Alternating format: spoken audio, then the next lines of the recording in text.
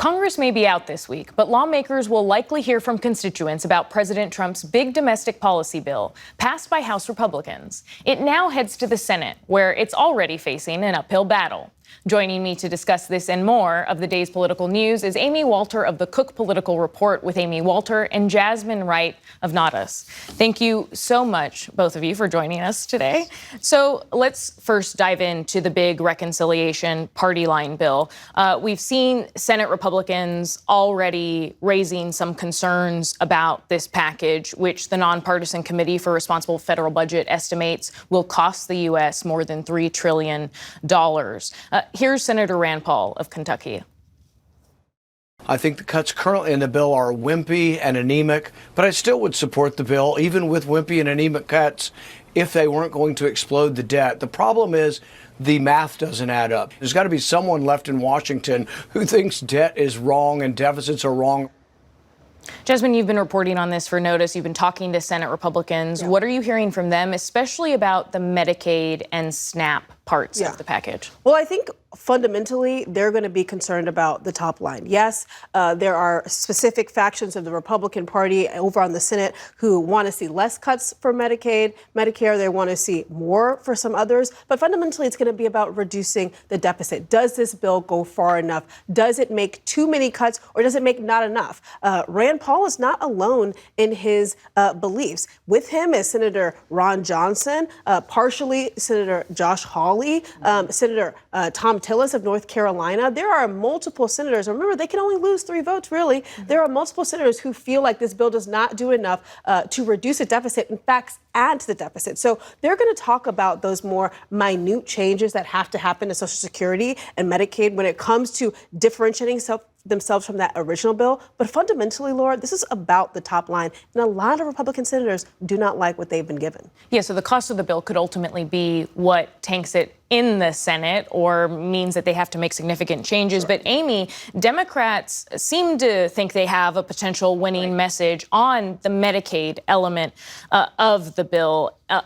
Tell me, do you see that potentially working when they're talking to constituents? Well, this is the real challenge that Republicans have right now. They have the internal challenges, keeping the party together, not just in the Senate and getting a bill through the Senate, but remember, then it has to come back to the House for final passage if there are changes, which it sounds very much like we'll see changes on the Senate side. So keeping that internal coalition together. But then they have to message to an external audience, to, of course, voters about what's in this bill.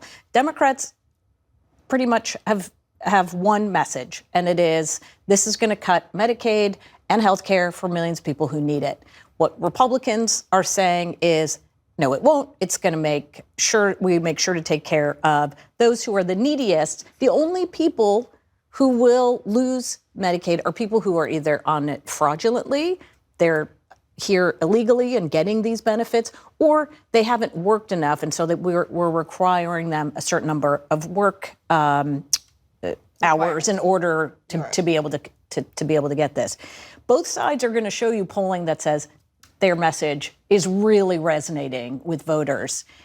As I said, we'll see once voters get this message from both of them. But I think what Democrats have going for them is the fact that they just get to repeat this over and over again, while Republicans are trapped right now trying to appease their own members and then at the same time trying to sell this message. Also trying to appease Donald Trump, right? Well, because we know it's always the audience of one. A little bit different when it comes to the Senate than versus the House, but still, audience of one. I want to talk about the president's continued attacks on the judiciary. And he specifically was, as threats have been increasing to judges, which the Wall Street Journal is reporting, and they're considering potentially their own security details due to these threats. Just this morning on Truth Social, the president, in a post, as he was saying Happy Memorial Day, again was attacking judges, calling them USA-hating judges who suffer from an ideology that is sick. And the president was attacking judges specifically who say that he is going too far in potentially weakening due process rights. Amy, I know that the president still has his base on immigration, on his agenda items there, but Could he potentially be losing some voters? Could Republicans lose some voters and hear from them when they go back home on the issue of threats to due process rights? They may. Here's the thing. Many of those judges that he's criticizing were appointed by Republican presidents. So this isn't just simply liberals going against this president. I think the challenge right now that Donald Trump has with those voters who supported him in this last election, but maybe aren't fully bought in, is they see Donald Trump in a transactional way. He said he was going to make my life a little bit better. He was going to lower costs for me. There are things he does that I don't really like, but I'm willing to accept those for the change in my own economic certainty. That has yet to come either. And as Republicans are fighting internally over their big reconciliation package, we also want to talk about what is happening with Democrats. The Democratic Party is still figuring out how to meet this moment. And we spoke to 3 Democrats, all launching first-time bids for national office in 2026, about what they think their party needs to do to win. I'm Mallory McMorrow. I'm from Royal Oak, Michigan, and I'm running for United States Senate. My name is Jake Rakove. I live in Studio City, and I'm running for the 32nd Congressional District in California.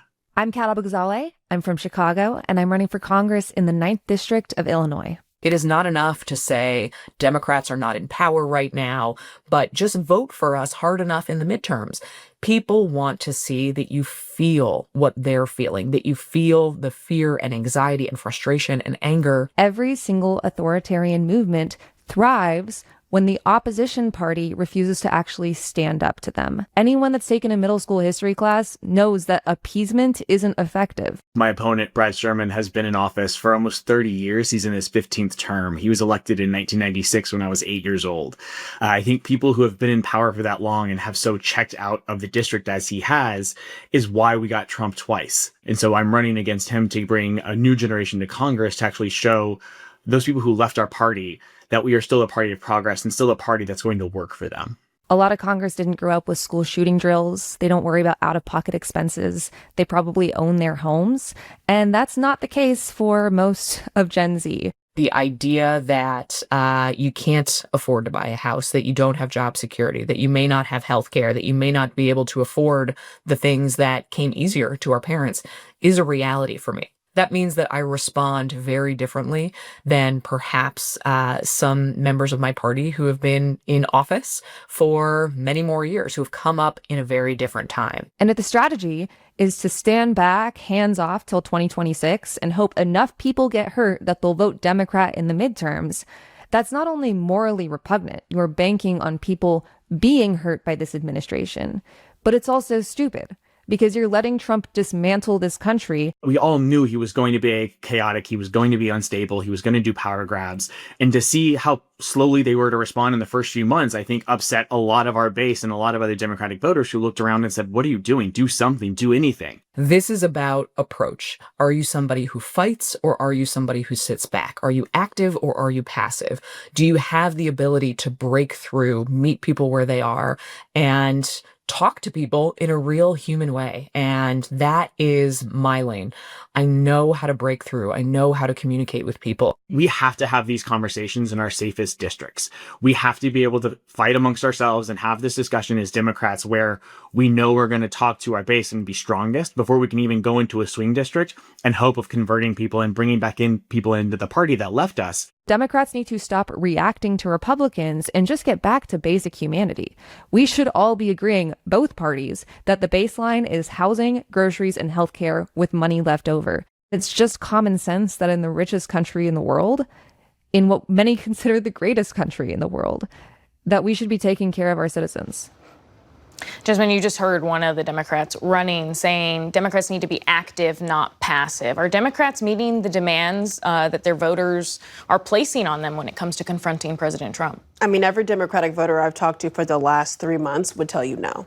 Quite frankly. A lot of times they call them feckless. A lot of times they say that they're not meeting this moment, which to them requires a really strong Democratic Party pushing back against what Donald Trump is doing. Now, I think that the reality is that there's not a lot physically that Democrats can do because they are not in the majority on both chambers, but still voters want them to feel like they are doing something. I think what I noticed in that video, one, is that all of those people were very young. I mean, I'm young, but they were young too, right? And I think it's a reflection of this conversation that's going on in Washington and beyond about the age of some of these Democratic leaders, particularly the ones that have been passing away in office. But also it's trying to harness this energy that's saying that these Democrats in office aren't not doing enough for you. I will do something for you. But the reality is that the game right now for Democrats is about waiting to see what happens with Donald Trump. And even though that young politician said that that was immoral, I think that that is quite honestly the Democratic playbook right now. Amy, with 30 seconds left, what did you make of those? The get caught trying is what you hear a lot from Democratic base voters. I get the intellectual argument that we can't pass anything as Democrats because we're in the minority, but that doesn't mean that you can't show that you are actively finding ways to push back against the administration. And look, I think Mallory McMorrow put it very well. She said the split in the party now, it's no longer ideological. It's really about who's a fighter and who's more passive. Amy Wright. Amy Walter-Jackson Wright. Wait, I love that. Thank you so much for your reporting and insights. Welcome.